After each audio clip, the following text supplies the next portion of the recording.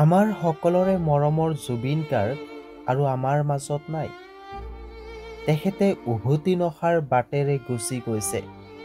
শ্যামকানু মহন্ত নামৰ এগৰাকী বেপাৰীয়ে জুবিন গাৰ্গক ছিংগাপুৰলৈ লৈ গৈছিল আৰু তাতেই এক্সিডেণ্ট হৈ জুবিন গাৰ্গৰ মৃত্যু হয়। এই জুবিন গাৰ্গৰ বডি কেতিয়া অসমলৈ লৈ আহিব?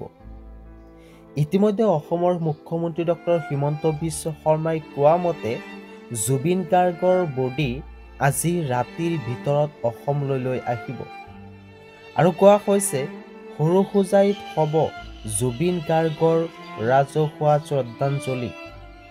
ইতিমধ্যে অসমৰ মুখ্যমন্ত্ৰী ডক্টৰ হিমন্ত বিশ্ব শৰ্মাই এক বৃহৎ ঘোষণা কৰিছে। আজি ৰাতিৰ ভিতৰত আমাৰ সকলোৰে মৰমৰ জুবিন গাৰ্গৰ বডি অসমলৈ লৈ অহা হ'ব আৰু তেখেতৰ বডি সৰুসজাই ষ্টেডিয়ামত ৰখা হ'ব।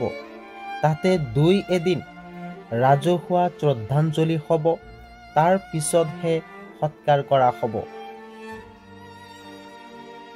এতিয়া প্ৰশ্ন উত্থাপন হৈছে যে জুবিন গাৰ্গক কিয় শ্যামকানু মহন্তই ছিংগাপুৰলৈ গ'ল?